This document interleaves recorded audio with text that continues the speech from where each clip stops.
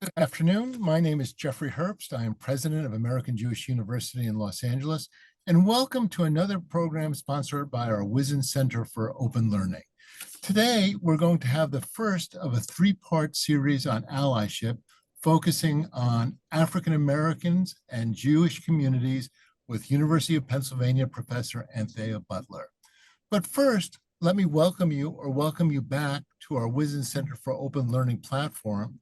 Since the beginning of the pandemic, we've sponsored well over 200 programs and over 200,000 people have registered. We hope you'll go to our website, www.aju.edu, to see the many exciting programs we have in the future. Allyship has been a central tenet of the American Jewish community for quite some time. It was a central thesis of the Anti-Defamation League for over 100 years.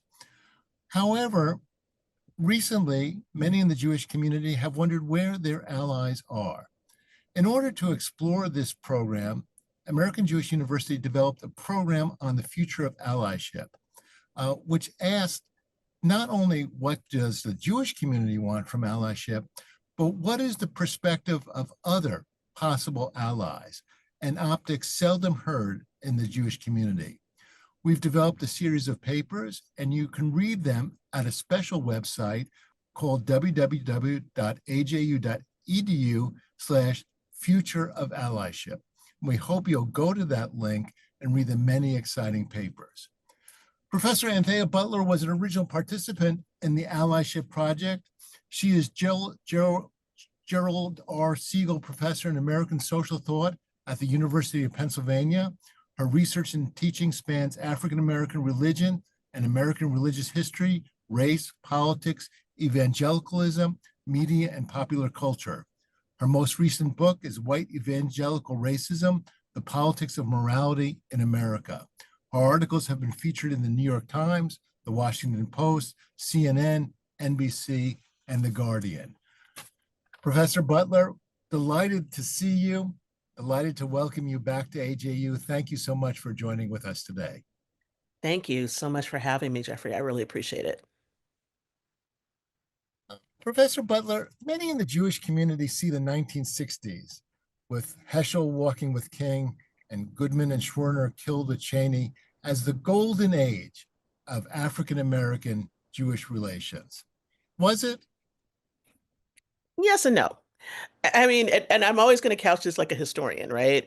Yes, because there was a common denominator for all of us. And I think the common denominator was trying to be part of the American project. And that is, we both had issues in our communities of racism and exclusion, where we were excluded by a predominantly white community, right? And so this build up to the civil rights movement put us in a position to where we had like-minded things. We wanted to, go swimming, right? I'm going to make it very basic. You wanted to have a house someplace. You wanted to be able to go to school. I'm thinking about this in terms of one of my first jobs on the East Coast, University of Rochester, where that was one of the institutions that actually allowed Jews to register as students, both undergraduate and graduate. And so I think about this as we had some commonalities of things we were locked out of, right? And so the fight was about, and the allyship was about, how can we make this better for our communities? How can we show solidarity with each other? So whether that was, the classic picture of Heschel and King walking together, or, the March on Washington, or the bus boycotts, or the right to go down and register people to vote in the South, I think all of those things brought us together. But there's also another history, and that's the history of suspicion and racism and not understanding each other's histories in the ways that we could have. And I also think, and this is something that I hope to write about in the future, about what happened to our communities post-civil rights and where we both went in different directions, and how I see, as a historian, the Jewish community having very robust para organizations that existed outside religiously that were able to push forward both political and social gains. And for African Americans, the things that we had before, whether that was NAACP or others, these have waned in significance. And I think that has made a difference about how that civic engagement and how allyship has worked out. So I think it's really important for us to not see these histories as simply histories that are so laudatory and can we get back to this time, but rather as histories that existed in a particular kind of time frame with a particular kind of set of issues, and that the issues have now changed. And probably now more than ever, it's a different kind of allyship that we need. I'll be talking with Professor Butler for about 20 to 25 minutes, and then we welcome questions from you, the audience. Please start submitting your questions via the Q&A function at the bottom of the screen, and we'll try to get to as many as possible. After the high point, given the complicated history and nuanced history that you've just exposed, after the high point of the civil rights movement, how would you describe, from your perspective, African American Jewish relations between the 1960s and, let's say, October 7th? Choppy, and at times very strained, and dare I say, difficult, right? And I say that in different ways. There's certain ways that I think about this. I think about it first in terms of religion. I think about, I'm going to bring up this name that I hate bringing up, but I'm going to bring it up. Farrakhan, Nation of Islam, right? And that sort of thing. I'm going to bring up Jesse Jackson. And those of you who think about history will know what I'm talking about. I don't have to, elucidate that. I think a lot of this also has to do with politics and the way that politics were carved out for African Americans post 1960s. And the reason why I say that is I have an article that I wrote several years ago talking about the rise of Black mayors and different kinds of African Americans going into politics and how that played out differently than what happened in your community, in the Jewish community. One of the things I think for African Americans that was a big miss, and I say this in a very sad but also introspective way, is that we didn't have the same kind of organizations that lobbied. We had the Congressional Black Caucus and others. I've seen APAC, Defense League, all of these things doing very different kinds of pointed work within the Jewish community. And so what happened to us is that we fractured off of different kinds of interests. And so then we finally got to, October 7th, and this became, as I like to call it, a conflagration in more ways than one. Because not only was it conflagration, this horrible event that happened, but it also exposed the raw underbelly of why the relationships between our two communities have broken apart. And I think that's the thing for me that is most, how should I put this, most troubling on the one hand, but also a way in which to look at this and understand why things broke apart.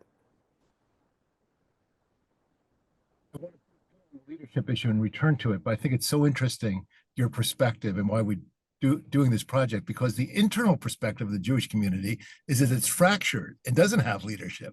But your perspective is much more unified and much more effective than perhaps other communities. So let's go, Professor Butler, to the heart of the matter. After October 7th, there was a perception in many parts of the Jewish community, including many parts of, let's say, the left forward-leaning part of the Jewish community, that allies that we thought we had weren't turning up. And indeed, allies that we thought we had, who we had marched together with and supported in many cases, Black Lives Matter, not only were not turning up as Israel was threatening anti-Semitism at home, but were in fact part of the opposition in one way or another. That's a complex question, but how would you approach it? I would approach it this way. And I think becomes the issue at the heart of it. And I'm going to tell a story on myself so that you understand why I'm approaching it this way. So, revelation for everybody here. I actually went to Israel with APAC. It was kind of a weird thing. It was 2009. This was when APAC had decided to start taking groups of African Americans because I had a friend that was on the trip. A few people dropped off of the trip. and they asked me if I wanted to go. And this was right when I was going to Penn. I thought, this might be the time. I'm going to University of Pennsylvania. This is important. So it was the summer of '09. I went on the trip. I have never been to Israel before. And what struck me was that the upset at the questions that I was asking as a historian. So we went to settlements, we did this kind of thing, right? And I pressed them because I said, this is a history of Black people, right? That land got taken away from us and all of this. And so this was a thing. And the leaders did not want to deal with me. And there are people on the trip that didn't want to deal with me either. And so I was like, man, I'm making everybody mad. But this is part of the question, I think. And I think we have to deal with that question in an interesting sort of way. And the way I mean by that is this: bring that up to October 7th and what happened. Because on the one hand, I, personally was gutted at what had happened. When I woke up that morning at 5 o'clock in the morning and I saw what was going on, I'm like, this is bad. I didn't realize how bad it was going to be, but it was bad. And I knew it was bad. And I knew that there would be a forceful response, rightfully so. I didn't know that the response would last this long, but I knew that there would be a response. And so, what I think was surprising for the Jewish community was to see that allies that they thought they had weren't there anymore because people were like, well, what is going to happen? How are you bombing? What is this happening? So, to get out of the political piece of it for a minute, I think it's not so much that you lost allies. I think it's that people did not understand the complexity of A, what was happening, B, how that you can't read back into what's happening here in certain kinds of ways, and C, which is the biggest thing that I think that has, and you know this personally because I told you this, is that why I couldn't go forward in the project was because of the redefinition of what anti-Semitism was and what it is. And this is the work that I was doing prior to October 7th, because I was looking at anti-Semitism in a very American kind of context because of the work that I do.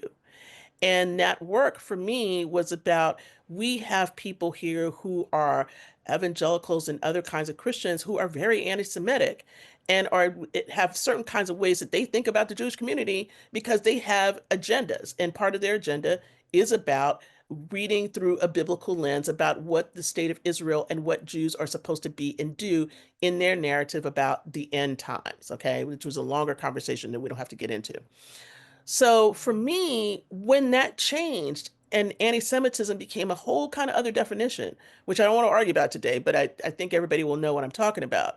When that became a different kind of definition, that cut people out like me out. And that was painful to me because I'm like, all this work I've been doing before, talking to synagogues and talking about the history of Black Jewish relations and everything else, just went boom. And it was horrible for me. And I'm going to say personally, without telling a story, is that this has caused problems for me because other people have read my prior support as you must be a Zionist. And that has been a whole other kind of thing about perceptions of me in the African American, and not just the African American community, but in the academic community because of the work that I was doing that I was sincerely invested in, but have gotten flack for. So this is a problem because it's made somebody like me who was an ally who's trying to say you need to pay attention to this because we got people in this country that really don't like you and really have these kind of crazy left, out of the way ideas about conspiracy theories and everything else about Jewish people to, making me into something that was not nuanced at all as a scholar, but to make me a polarizing person in the very communities of African Americans that I've also been trying to work with to help them see that, allyship is an important part of the relationship between our two communities.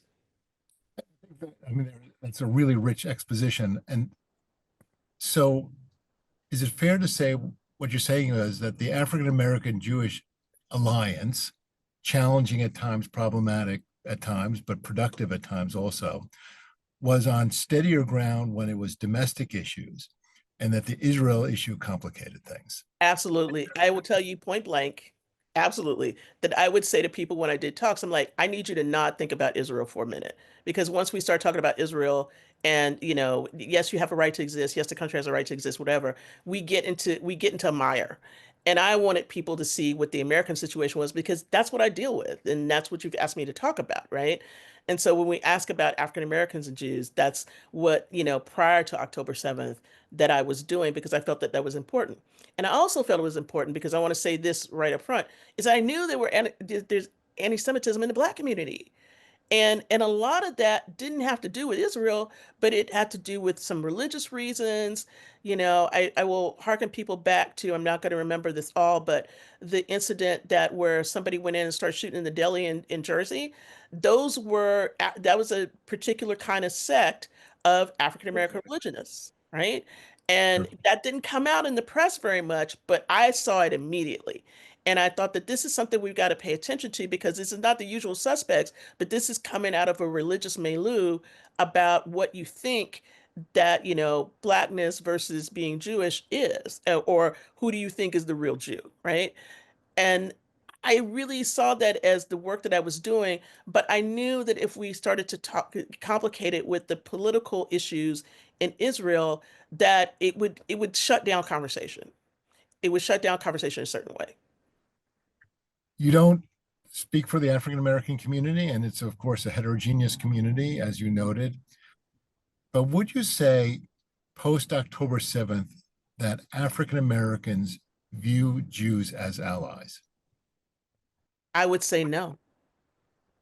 And I would say that I wouldn't say that that was everyone, but I would say a predominantly large part of the community would say no, they're not allies. And they would say that they're not allies because because they just did the thing that I didn't want people to do, which is they're looking at what happened as opposed to looking at our situation here, which I think is really dangerous in a way. And I'll say that up front because of where we are right now, literally right now, today, we need each other in a whole different kind of way, even stronger than the work that I was doing before, because now we're all at risk. And I think that that's a really important thing that I would like to get across to both the African American and Jewish community is that, yes, October 7th, everything that's happened with Israel and Palestine has been terrible. But also, please remember that we are dealing with things here in this country that are very anti-Semitic, anti-Black, racist, etc., that we have a big hole to climb out of here that we need to be able to help each other. And we need to be able to have these conversations despite the fact that they're difficult. You made the point that leadership in the African American community post civil rights movement has become more complicated. Mhm. Um, who should the Jewish community be looking to as the spokespeople or representatives of this large, heterogeneous, complicated community? Because, as you know, different people pick out examples of Mhm. particular African Americans as representative of the community, not asking the community if they're representatives. But Yeah. who should the Jewish community look to? Well, I'm going to be really blunt here and say no one that's out here saying that they are. And that's a different kind of way to answer this question. I think that the Jewish community has to look at what each of your local communities look like. And the reason why I say that is because wherever that might be, whether that I'll use Philadelphia as an example, we have a African American female mayor. We have lots of people on city council. We have lots of pastors, et cetera, who are in town. I think you have to look at these local officials instead of looking for a national official because the national scene is not what it is. There is no spokesperson for African Americans. If you think the Congressional Black Caucus is going to do it, I'm going to tell you right now, they are under fire where they sit within this, minority position within the Trump administration, right? And with all the things about DEI and everything, which I can get to in a minute, I think this is going to become a very complicated, but also crucial reason why our communities have to come together. So that's one. I think the second thing is that you have to figure out how in your local community those lines work. Because I'm very struck by the fact that I think that this is not simply a national issue, but I think it's a local on the ground issue. And let me tell you why. One of the most effective things that have happened for conservatives, which I study, is that they know how to organize on the local, state, and national level. our communities have to also think about that in different ways. And we can't think about leadership in the same ways in which we thought about leadership, in the civil rights movement and even in those 20 years after the civil rights movement. I think we have to think about it as more localized, more fractured, more specific. And what I mean by specific is specific to the instances. So I could use Black Lives Matter as an example. Black Lives Matter was a moment. I have a Blacks and Jews Black Lives Matter t-shirt that one of my friends gave me because we know that some Jewish communities were really involved, whether that was individuals or bigger groups in the Black Lives Matter movement. And I think that was a moment to think about that. Will we see the same kind of thing if there are anti-Semitic events like we've been having here in Philadelphia and other places? There have been pastors that have said, no, we want to stand with people. We want to stand with the desecration of cemeteries. We want to stand with the desecration of synagogues. But that's not happening as much as I'd like to see it. And I think part of the reason why is because the Jewish community needs to reach out to these groups and say, is there a way that we can get together despite all these other things that are happening and be like-minded on the threats that are in front of us right now and those localized threats that impinge on both of our communities? I want to talk about support for the Palestinians. So I think a great many in the Jewish community would understand great empathy being devoted to Palestinians, the Palestinian plight, Palestinians outside of Hamas.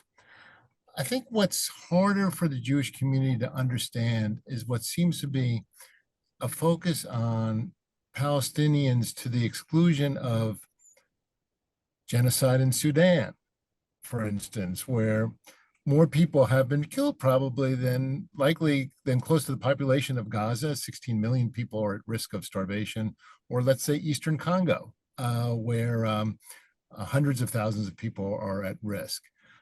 So how do you understand that? Because at some point it seems like the the focus on Palestinians is more, there's something more going on there than just empathy. Well, I actually Well, think it goes back to the history. And what I mean by that is that it's easier to focus on Israel Palestine as the locus of all of this instead of focusing on every other place. First, because of media, you don't get the news about Sudan or you're not like me. You're not consuming news all of the time, right? You were over the new museum, so you know what I'm talking about. So that's one thing. I think the second thing is that this has been the Israel Gaza thing in Palestine has been a very big part of how academics have looked at this throughout the last 30 to 40 years, right? So this is another thing that I think is a trajectory. And that's not something that I actually study as much, but I think that one of the reasons why this became a big conversation in the African American community is because African American activists, talked about this a lot, and said things that, set off firestorms in the community, right?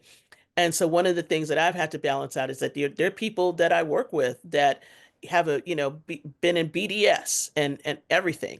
And, we can have conversations and it's like sometimes we're not even like on the same plane because I'm looking at this as like, this has happened plus this.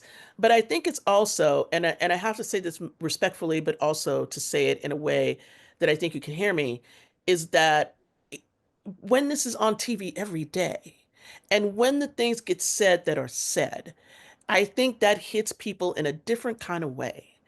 And I think it hits people in a different kind of way for two reasons. One is it's sort of like African Americans see themselves as the Palestinians. Whether or not that's right is not the question. The question is that because of the history, it seems to most people that it's like, oh, I should have an affinity for these people because they're trying to fight for something that they believe in this land, but it's being taken away from them and they're being persecuted in all of these different kinds of ways. So it's that narrative of persecution that's drawing people. So I think that's one. And then the second reason why I think this is there is because of all the other kinds of ways in which the mythos and the suspicions and the how should I put it, the kinds of things that basketball players say. And I need to say it because it's just true. Oh, they control the world. They do this, they do that. And it's just like it makes me crazy because it's all the old tropes, right? And these tropes do not exist in the same way, but people see them as the reason why things are happening. And I think that's, to me, is the detriment. And this is why I've been trying to have the conversations prior to this and trying to figure out how can I have these conversations afterwards, which is one of the reasons why I'm talking to you right now. I'll be talking with Professor Butler for a few more minutes, and then we welcome questions from you, the audience. Please start submitting them via the Q&A function. So let's go to one of the hot topics of today, DEI, diversity, equity, and inclusion. I told you we were going to hit everything on this program. So African-American Jewish relations on affirmative action, the precursor issue, have been complicated, once on the same side, sometimes on different sides. ADL was in support of the affirmative action cases that went to the Supreme Court, lost on that. However, a sentiment has grown in the Jewish community that DEI became something which, because of its kind of root theory of intersectionality, posed Jews as white, and therefore in a kind of binary way had Jews as oppressors, and therefore they could not benefit, especially after October 7th, from DEI efforts because they were on the wrong side, and therefore could never be classified as victims. So we're not going to solve this, but how do these communities, which both had great concerns about diversity and inclusion at one time, get back on the same page, or is that not possible? Well, I think it's possible, but unfortunately, the way in which we're going to be together is because we're going to have to fight. And I say that in kind of a sad way, but when everything is being chopped up from under you, and I'm not just talking about DEI, but the entire governmental structure, what that means is that every citizen is at peril, and you're at peril for democracy. I think, one of the outgrowths of what happened with the Holocaust and everything else is that there's a way in which you have to think about. You never want to have a dictator. You never want to have a person who can say that a certain class of people are evil or unclean or something, that they can just decide to get rid of them, right? And so I see what we are facing now with not just DEI, but all the rest of the kinds of things, is that everybody will be an underclass except if you are a white Protestant male. And if you're not a white Protestant male at this point, and I'm telling you, this is what I've studied, this is what I've been doing, this is like you're in trouble. And I'm here to sound the bell in a way, to say, do not think that you will get past this if you are Jewish and have a nice job and everything else. The anti-Semitism in this particular strand of Christian nationalism is real. Part of the reason why it is happening, and part of this reason why it's a push to get rid of DEI, is that this is something that you can see in the history of my book, White Evangelical Racism. But just as much as the racism is there, the anti-Semitism is there too. And I didn't deal with that very much in the book, but I could go back and write a whole nother chapter about this. And I think that that's an important fact to sort of look at and to recognize in the midst of all of these changes, is that while there's all this talk about, well, we got to get rid of DEI and DEI caused a plane crash and all stuff, that's not the issue here. This is a recapitulation of, 19th century, what historians call redemption after the Civil War, where white rule was being reinstantiated. And then the kinds of same fights that we had in the civil rights movement. And now we're having this pushback. And the pushback is going to be around every group. And I think that's a really important thing to say. And, the other thing I think about a lot is this. It seems strange to have this conversation in the terms of eschatology, but all of these things that are happening, whether this is pushback against DEI, how Trump is dealing with Israel, all of this stuff is about what is the end point for a particular belief system. And this particular belief system has a certain kind of endpoint. And some of us are not included in that endpoint. And I think we have to sort of realize that, and realize that we want something different. And if we want to have a pluralistic society where people can live in democratic ways, then we have to be really attentive to the kind of pushback that happens. So you can say, well, DEI doesn't affect me, but it's going to affect you in certain kinds of ways that you cannot count for. question. Professor Butler, an endowed professor, former chair of the religion department at the University of Pennsylvania, which was in some ways ground zero for protests against Israel. The Mhm. Hamas attacks on October 7th caused indirectly president of the university to lose her job. Um, for those on the outside, not embedded in campus, reading occasionally what was going on, could you explain your perceptions of the UPenn campus environment for Jewish students? Yeah, that's a good question. It's interesting because I want to say at the outset, I have Jewish students in my class. I've had really great Jewish students in that class. I spoke to Hillel 2 years before all of this, right? And the topic I spoke on at Hillel was about anti-Semitism. Had a full house. We had a meal together. It was great. I had my colleague, Professor Steve Weitzman, who's over the Cat Center. I did a Cat Center talk, which is how a lot of the Jewish community found me because they saw this thing about Blacks and Jews that I did online. And so I would say before then, it was a little bit better. However, I will tell this story as a way to go into this. I was sitting Shiva with one of my friends who is from New York but lives out in California. Her mother died. This was the July of same year of 23 or 22. And when all this happened, I get my years mixed up now, but I sat Shiva with her and I started to hear people complaining about Jewish students not being able to get in the pen. And so there was something already out here in the ether about how people saw Penn. And then what happened even before October 7th was we had the Palestinian Rights Festival. That happened. Oh my gosh. I'm trying to remember, was it Rosh Hashanah weekend or Yom Kippur? I think it was Rosh Hashanah. And first of all, I would have never picked that date. Let me say this up front. I mean, I understand how you have a festival like this and not look at the religious calendar. But that was one, and that caused a firestorm with some of our donors and people who were on different boards around the campus without naming names. And then October 7th happened, and the president was a little late to get on top of what had happened that day.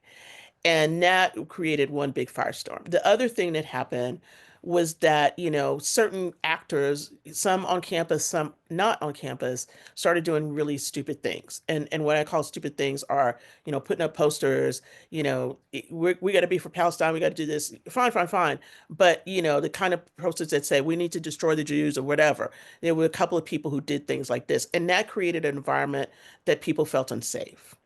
And then protests happened. And then there were all these things that happened with professors and everybody else. And I have to tell you that it's been the most intense almost 2 years that I have spent at Penn.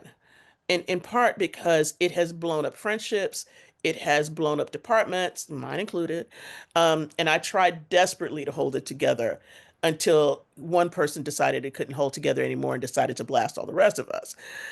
It was very difficult, and it still remains difficult. Do I think that a lot of the things that have been said in public are true? No. Okay, I want to say that up front.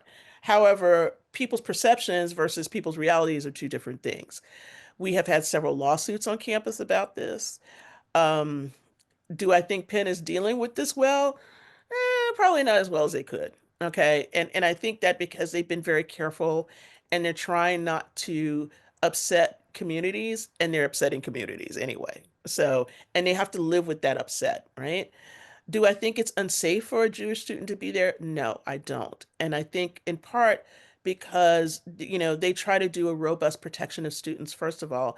And secondarily, when somebody says, I've been attacked in this way, that is taken care of. And the other thing that has happened is that there's a new office now that has, I believe, I'm not sure if this person's a rabbi or not, I think so, and an African American who represents the sort of the Christian tradition, that if you have something that happens on campus, whether that's on a sort of a religious bias or a racial bias, you can come to them and talk about it and file a complaint.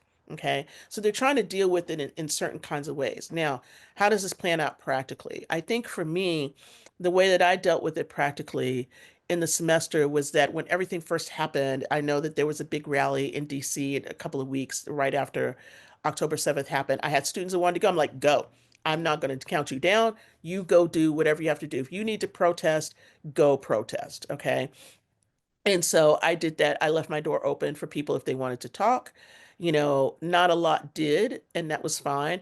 But I didn't also shy away from things. And one of the things that I was teaching during that time was a class I call God and Money, and I have a really robust section on Judaism and capitalism.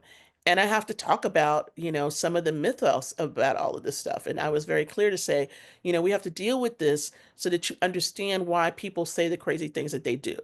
And I don't want to shy away from that. So all of that to say this, I think that Penn could be doing a lot better. I don't think they're doing poorly, but I don't think that people are.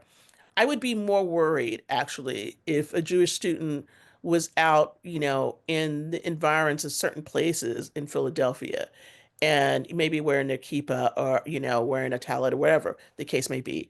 That might attract some attention. Do I think that that would happen to them on the Penn campus? No.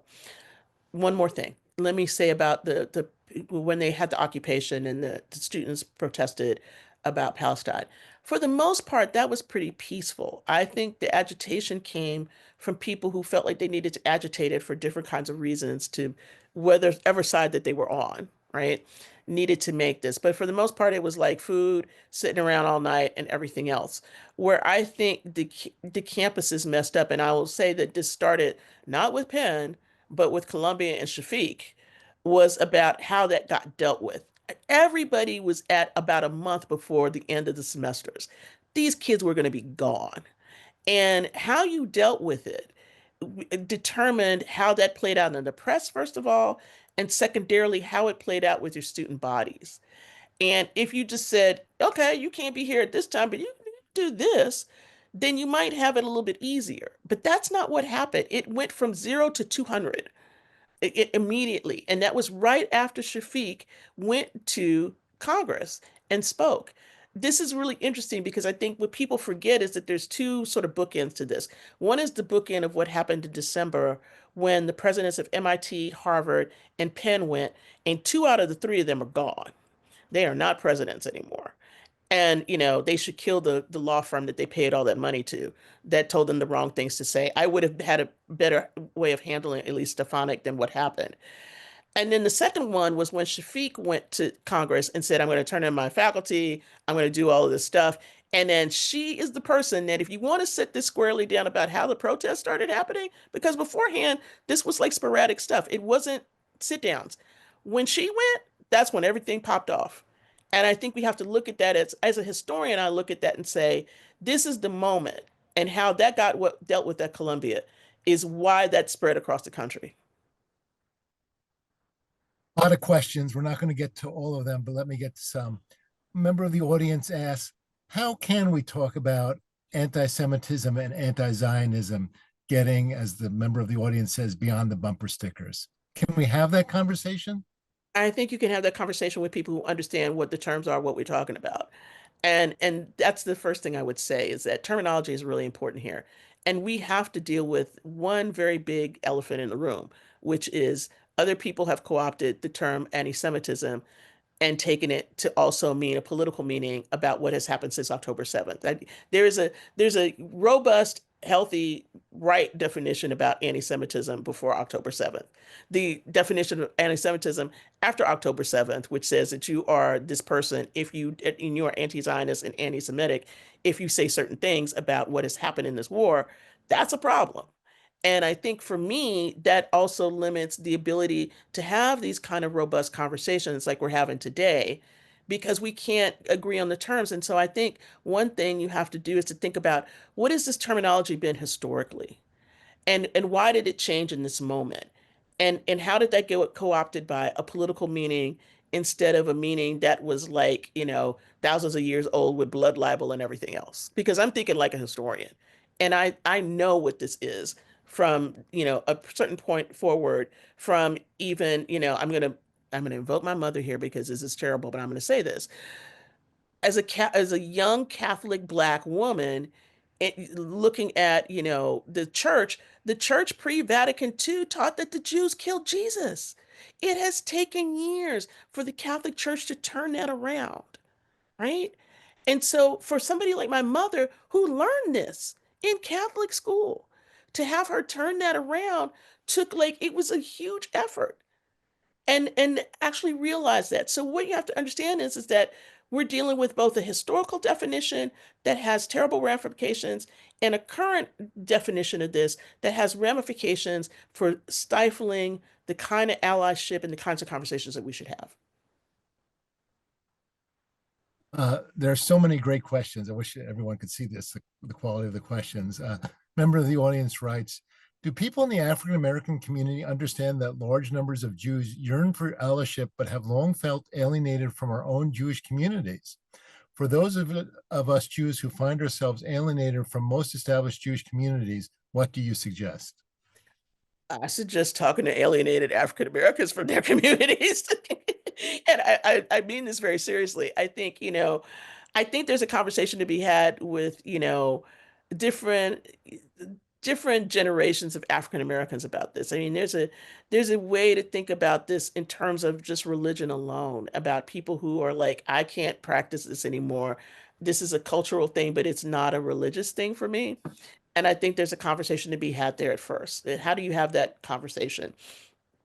You try to find it in like-minded places. I think there's a sidebar conversation that I was paying attention to a lot before October 7th and a lot before, X, Twitter turned into X, okay? Because there was a big, robust conversation about this. How do African American Jews deal with this, right? Because there's an alienation, there's a double alienation. You're not just alienated sometimes from the Jewish community because you're Jewish and you're black, but you're also alienated from the black community because you're Jewish and you're black, right? And so it's kind of like this weird space in which you're always trying to fight for, who you are and what you did and and where your values lie or where your loyalties lie. So I think that conversation has to come out of, I don't think like the hegemonic viewpoint of what people think my community thinks, right? And I think that's a dangerous conversation. But I think if you can have that conversation to start with friends and others and try to find those like-minded spaces, I think that would be very useful. Questions. As I said, a member of the audience writes, allyship sounds too transactional to allow for developing a more cooperative, collaborative relationship between two minority groups. And this person suggests fellowship, non-gendered, might be more productive as a way of the group's understanding and developing. I'm going beyond the question here, kind of poles of common interest. Mhm. Is that fair? I'm going to tell that person I would love it to be a kumbaya world, but it's not. And the reason why I say that is because you got to start somewhere. And yes, if you want to try to get common interest, that's great if you're talking over a cocktail over a meal. But if you're talking about people in leadership, usually allyship comes because you're talking about what do we need to do for our communities? How do we talk about these things? And that's a beginning. And I think in this particular time frame that we are in 2025 right now, it's going to have to be transactional because the reason why it has to be transactional is because the world is not being transactional with our communities. And that's an important point to say. I mean, I understand a utopian vision for this, but I'm here to tell you that both of our communities right now are going to be attacked in different kinds of ways. And if we don't get transactional about what do we expect out of the allyship, then we can't see our way forward in terms of trying to work together unless we realize that there are some things that are very important that are at stake. Last question that we'll be able to get to. Member of the audience writes, you mentioned that the narrative of persecution is motivating and connecting, drawing many to the plight of the Palestinians. At the same time, Jews worldwide are terrified and facing hate at times not seen since the Holocaust. Why do you think Jewish grief and experiences are being invalidated and denied? Can't we honor both people's experiences in meaningful ways? I think we can, but I will tell you why I think that happens. I think this happens, and this is not me personally, I'm speaking in a more broader sense. I think this happens because I think people perceive the Jewish community as having overcome all of these things. And I don't think that's the case at all. But they see that in terms of, the robustness of the community, placements in society, et cetera, et cetera, et cetera. So, in other words, people read this as, well, you all got over this, but nobody ever talked about what happened with us in slavery and all this other stuff, or that is being squelched. What I would say now is that we have to attend to all of our histories. And I think that's a really important thing. I mean, I used to teach a class when I was teaching in LA, about religion and genocide.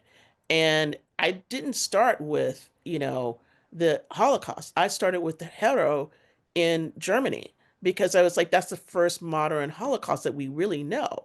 But it doesn't get talked about like that. But it's the reason why we even have that word. And I think when you go back and you put these things on a spectrum, we can talk about what has happened to both of our communities. And I'm, somebody who's visited Auschwitz, who's done this stuff, right? But most people don't. And most people don't do this. I will recall this and I'll leave with this thought to help you understand. I have a connection to LA because I went to school in LA and then I came back and taught. And I was in LA when Schindler's List came out.